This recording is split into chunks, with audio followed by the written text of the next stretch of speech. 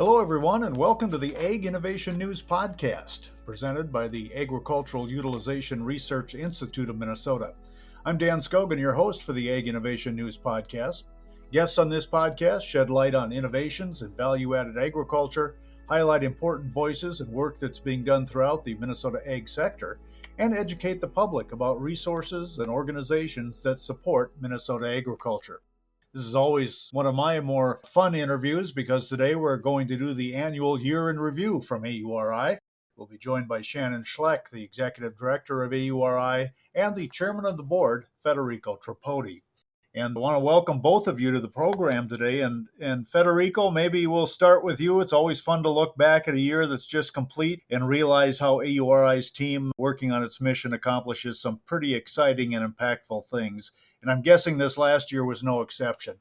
Yes, Dan, I always enjoy having this conversation. In fiscal year 24, AURI did a lot for the Minnesota agricultural economy.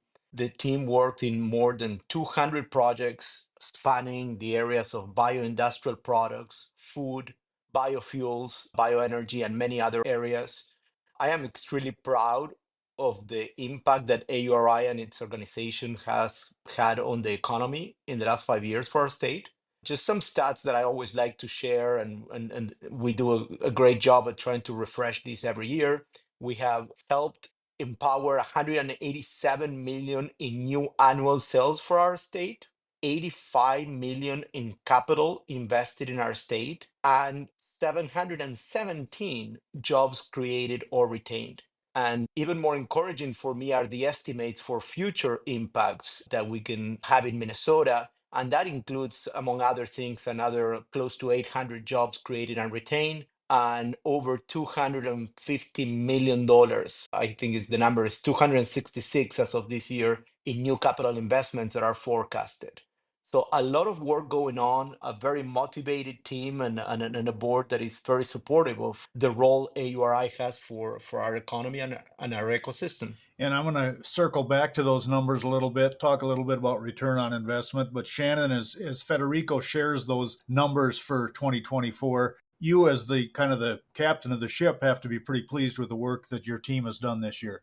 Yeah, extremely pleased with the organization and the outcomes that we've had. We've got such a great, dedicated staff in terms of driving these impactful outcomes that Federico mentioned for the ag industry, for our state economy. It's just great to be part of those initiatives, those efforts, helping our businesses here that are really trying to move forward on their value-added ideas.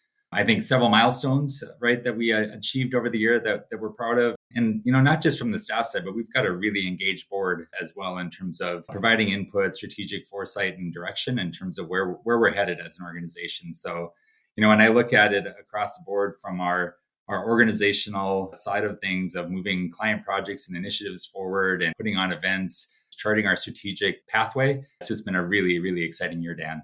And it really is, I think the people, our listeners need to know that it is not done in a vacuum. AURI has a kind of a business model that is set up around not only those individual entrepreneurs who want to bring an idea to reality, but you talk about stakeholder analysis, you work with legislators, businesses, industry, and others that are in the ag ecosystem. And it really keeps you involved in what the next big thing might be.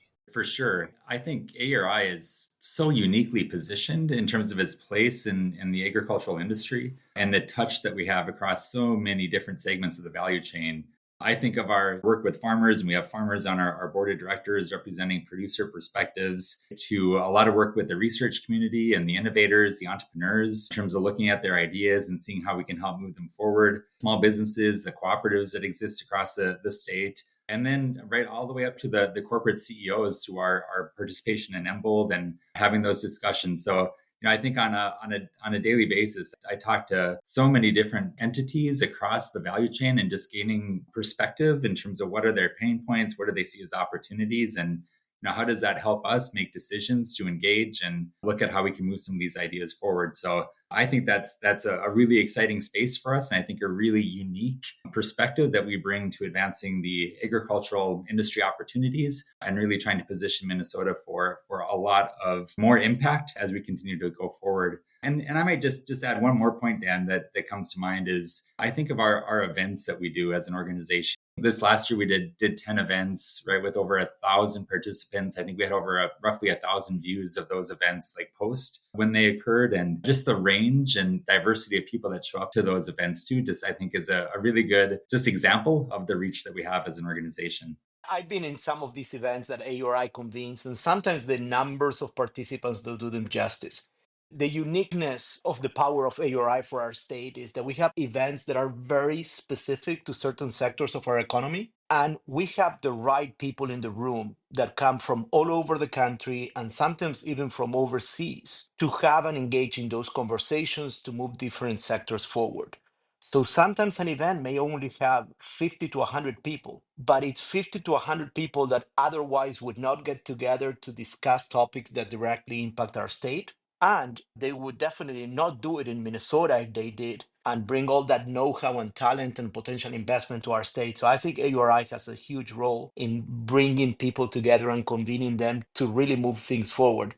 And Federico, well, I've got you on the podium here. The listeners who aren't familiar with AURI or the work that they do, a little bit about how AURI is organized, who comes to the board, how do they get on the board, and how do they influence some of the strategic imperatives that AURI is working on?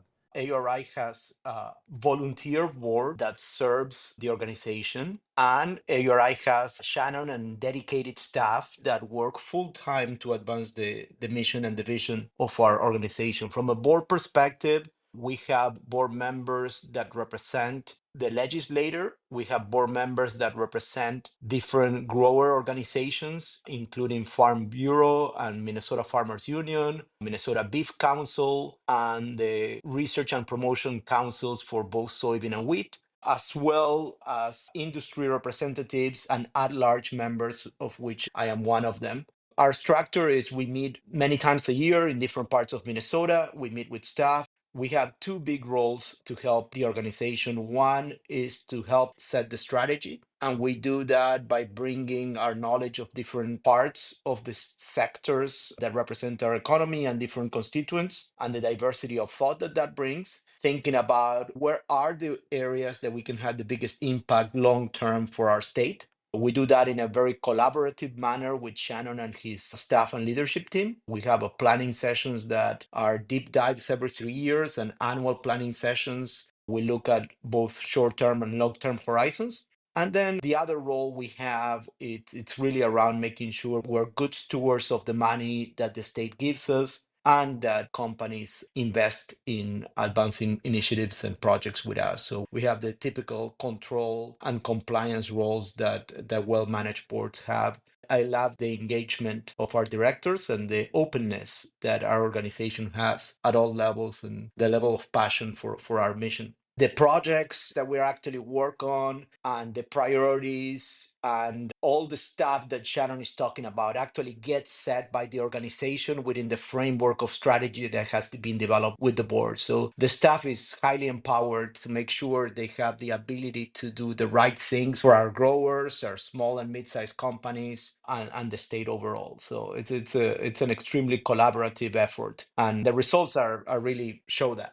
So, Shannon, you lay out that strategic plan and the board kind of gives it its blessing and you go to work. But how nimble is AURI? As different things come up, new topics come to light, are you able to turn the ship pretty easily? Great question. In the world of innovation, there's always some unexpected turns or things that pop up and pivots that one has to make. I think we do a really good job of being nimble and looking at opportunities and knowing when to explore things and trying to resource those appropriately. Historically, we've taken on a lot of different things we go through our process of stakeholder engagement, looking at collaborative spaces, where is their interest, what role could we have, what does that look like, and then kind of charting that path forward. Often, I feel like we're a little ahead of our time in terms of looking around those corners and seeing where the opportunity is. But in other cases, right, we're laying a lot of groundwork for new industry opportunities and then building those efforts up. And then we can be more reactive on some of the client efforts as those start to develop. And we've got the expertise developed, the thoughts, the know-how, the industry background to really then accelerate those forward in a really, I'd say, productive manner.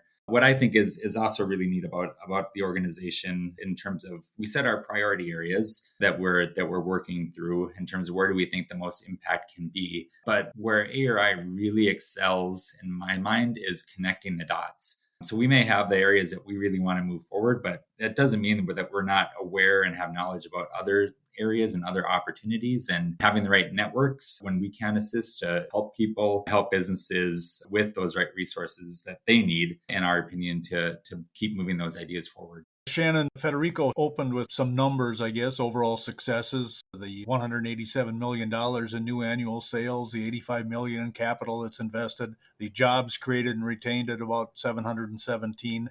As a executive director of an organization that is closely tied to state government and federal government, do you track return on investment? Do you think about how much bang the taxpayers are getting for their buck? Every day, Dan, for sure. The return on investment and making sure that we're doing what we've been tasked to do from our creation by statute over 35 years ago. Just thinking about what are we doing? Are we doing it well? And how do we do it better? I think is often a mindset that we have here at AURI, and that continuous improvement. And the board shares that same perspective in terms of looking at what we're doing. How can we continue to build on that ROI? I mean, if you just look at sales today, that 187 million figure, that's a 45 to 1 return on state dollars roughly that are appropriated to AURI. I mean, I think that's a really good return on those taxpayer dollars in terms of advancing the industry, advancing new products, local foods, right? Just thinking about our rural development, our rural economy.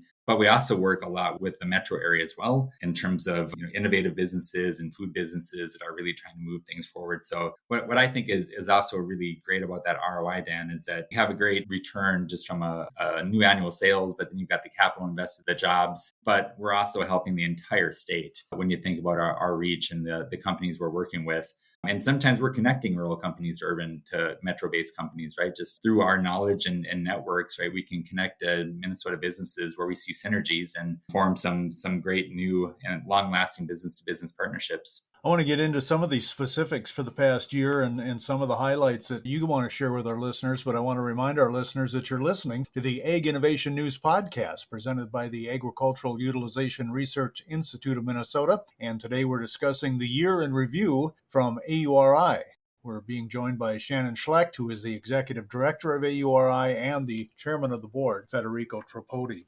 Shannon, one of the exciting milestones, because I had an opportunity to work on some of it before I left AURI, was this past year you actually unveiled the Bioindustrial Innovation Center down in Waseca. Tell us a little bit more about that project. Yeah, no, this is a great step forward for the organization in terms of our footprint and new capabilities and opportunities as we look at the Waseca site. We've been in the same location for over 30 years, and we finally had to add some annex space a few years ago because we ran out of room at our historical site there. So when this new opportunity came forward, and with the one-time legislative dollars that allowed us to do improvements and look forward for our Waseca footprint, was just a great timing and opportunity for us to move forward. So point one is we're back under one roof, which creates efficiencies and new opportunities. Point two is we doubled our capacity basically from a footprint standpoint in terms of what we're able to do there. So just think of the efficiency gains that we have, not having to move equipment back and forth and in and out, and just being able to conduct projects more efficiently and help clients and take those initiatives on was a great add for us.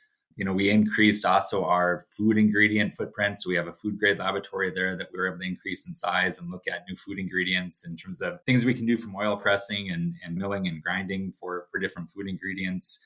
But then we also were able to get our anaerobic digestion and renewable natural gas capabilities all situated as well in a way that really works with us. So we increased the pilot lab space through this. We increased our food ingredient or our food grade lab space, and we were able to put our anaerobic digestion capabilities all within that area. So really exciting to see what the future holds for us in Waseca as we think about that footprint and utilizing it, and what else we could be doing there. But then in addition to not just growing Waseca, we also grew some of our analytical capabilities at Marshall. in terms of new equipment that we needed that support a lot of that work that goes on in Waseca in terms of doing some of the mineral analysis and nutrient analysis on feed ingredients, some of those food ingredients that I talked about, as well as the biomethane potential as we look at anaerobic digestion and adding some capabilities at our Marshall site there as well. So those one-time funds from the legislature really upgraded our capabilities and modernized a lot of that equipment to better serve our Minnesota entrepreneurs and value-added businesses. So an exciting year for us for sure.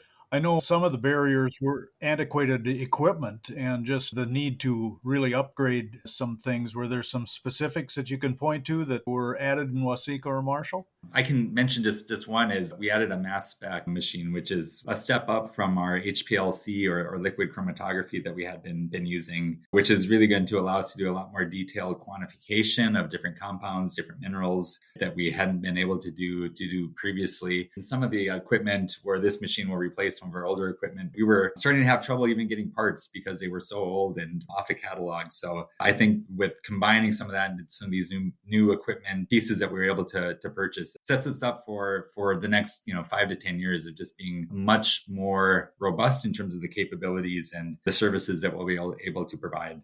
Federico, I think you had something you wanted to add to Shannon's overall view of the Waseca Center. Yes, Dan, thank you. The board and I are extremely happy and supportive with what the team has been able to do both in Waseca and Marshall.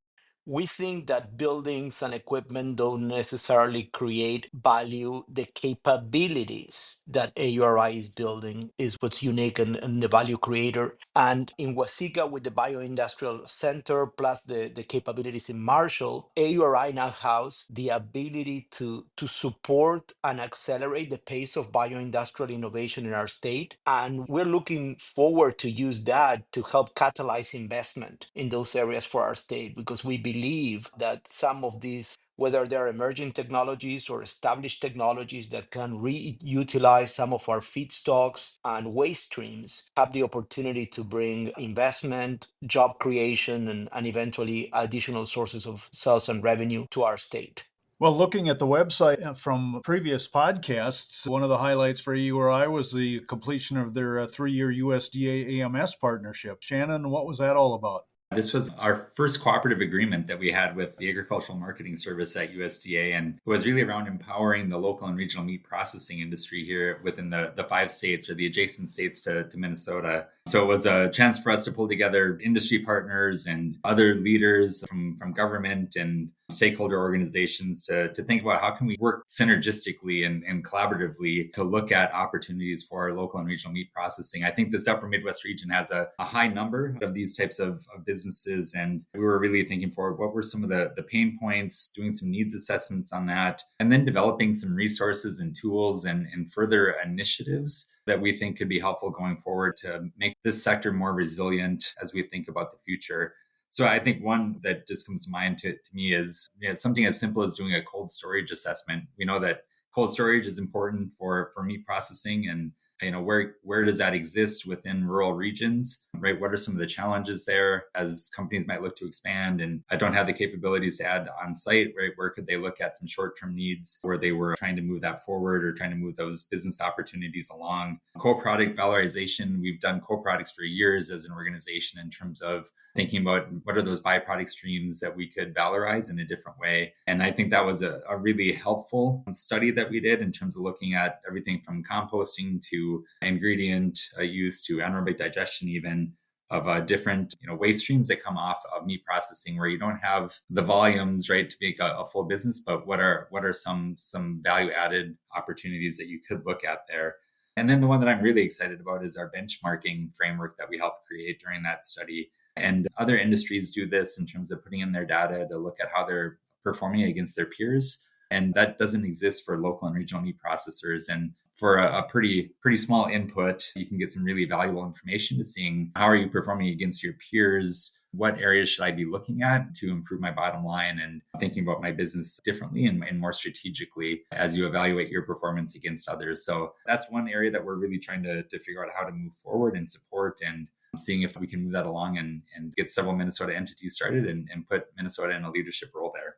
And I think another area that Federico and I talked about last year was a partnership that had been explored with MnDOT and MDA about using industrial hemp in some erosion and sediment control products. How's that project moving along? That project is completed now. We just wrapped up our final report on that one, and it was a really good project in terms of our collaboration with MnDOT and MDA, and thinking forward on how do we think about industry opportunities for industrial hemp from a fiber perspective that would be beneficial and help do some demand creation for getting more acres of that crop into the ground here. So it looked at how do we replace jute or plastics in some of those erosion control products that MnDOT uses and other entities use as well when they're doing road construction and meeting their needs. So AURI's role was really creating the base product. We do have a decorticator at our bioindustrial site in Waseca. So we did a lot of the base work and then partnered with manufacturers across the region to create some finished products then that could be used at different test sites to see how they perform. And we did a field day with MnDOT and had several people from all around the country actually that attended that. And now we're just looking at what are some next steps in terms of moving that forward. I think erosion control from a MnDOT perspective is somewhere around a $10 million annual market. So not large, but a good starting market for us in terms of, taking some incremental steps to create some demand opportunities. And Federico mentioned AURI's ability to convene. And two that come to mind for me, the New Uses Forum that was hosted in Mankato last spring around bioindustrial products and biomaterials. And then, of course, in December, the Renewable Energy Roundtable around green hydrogen and decarbonizing agriculture. Federico, Shannon, either one, maybe tell us a little bit more about those two events and what we learned and what the future holds for convening these groups again in the future. I'll just mention that the New Uses Forum. This is the first time we did this event outside of the metro area. We were in Mankato for this one, and it was a great opportunity to highlight what's happening on the bioindustrial side of the ledger, right? I think there's been a lot of excitement around bioindustrials when you think about sustainable aviation fuel and renewable chemicals and using fermentation to create different products and fit different needs that have traditionally been filled by the petroleum industry. So we spent a day, it was a deep dive into, what's happening there. What are the opportunities? And we heard from just a wide range of speakers, from producer perspectives in terms of how are some of the research and promotion councils investing in bioindustrial, right, to the BioMade effort that exists here in Minnesota and nationally. That's a partnership with the Department of Defense to look at renewable feedstocks into new applications or bioindustrial applications, right, to stalwarts like NatureWorks. It's been at this for 20, 30 years. In terms of their learnings and how they look at this going forward, as well as several startups that are getting into this space and share their perspective on what it takes and what their journey has been like and some pitfalls to avoid. And then we always partner with Compeer Financial and Avisen Legal, and they also provided perspectives on policy incentives and different regulations, as well as in the investor perspective, right, from a financial and how do you make these opportunities bankable to move them forward. So great to have these types of events where we bring people together. And I think to Federico's earlier comment, it's not always about the number of people, but it's the quality of people that we get at these events that are making these connections and starting to move these opportunities forward through collaboration and just general awareness. And then I'll just mention quick, the Renewable Energy Roundtable is an annual event that we do every year at AURI of looking at different opportunities, and very timely for us the last year to focus on hydrogen and just all the interest that was happening and is happening around hydrogen, the hydrogen economy, with the hydrogen hub efforts for the upper Midwest that we're kicking off and moving forward at that time, to the work by the National Renewable Energy Lab and their presentation of analysis they've done on Minnesota and looking at the hydrogen opportunity, some of the incentives that exist right from the state level to the national level that were provided. We had international presentations from one gentleman from Japan with work that they've done on looking at green ammonia and what's needed to move that forward from a green ammonia for agricultural perspectives, and looking at not just green ammonia but urea as well in terms of how can we help decarbonize the fertilizer that's used into the crops and the inputs. So just a wide range, right, that was shared during that. And I think as you get off into these other conversations around e-fuels, and there's just a lot of innovation happening in that whole hydrogen space that's really, really interesting for us to be involved in and aware of, and just to create more awareness around, to see how we can connect the dots, look at new value-added opportunities and how does that apply, and then right? Start collaborating with others where they're really interested and have a fit to really try to move this forward as well. So I think it was a great initial role for us to get that information out there. And now we're collaborating and partnering with others that really want to drive this forward. And of course, your AURI Connects program continues with their webinar Wednesdays and their fields of innovation. And there's still a lot of other opportunities for people to see what work is being done in the ag ecosystem. That's my list for the year, Shannon, but I am not looking at your notes. So what else did you jot down that you want to share with our listeners today? What other projects or initiatives or events that you want to bring to people's attention? I may just maybe mention a couple that were more noteworthy, I think, over the last year. So every year we select a Ag Innovator of the Year. The board selects an Ag Innovator of the Year. And this last year we had Inc. Farms, who took a pretty innovative approach to thinking about oats production in their region. And they built a oat growing facility and have done extremely well in terms of moving that forward and looking at the pet food market, creating a whole new market demand for putting oats back into rotations in their part of Northwest Minnesota, as well as just looking at, where's the market going from a pet food and demand perspective. So it was great to recognize them and their approach of thinking about their family farm into a next step of adding value to it as well from a processing standpoint and getting that moving. The other thing I'll just mention is we continue to do a lot of work on some of these emerging crops. And Kernza is one that we continue to do quite a bit of work on in terms of just thinking about new market opportunities. And just it's been fun on that one in terms of looking at the beverage space and some of our work with micro distilleries and microbreweries in terms of how do we think about Kernza as an ingredient and a unique value add and marketing opportunity for those industries as well. And I know we've been working with both, fairly large companies in that space as well as some smaller ones in terms of trying to think how do we create the market opportunities and pull for some of these new and novel crops to continue going forward.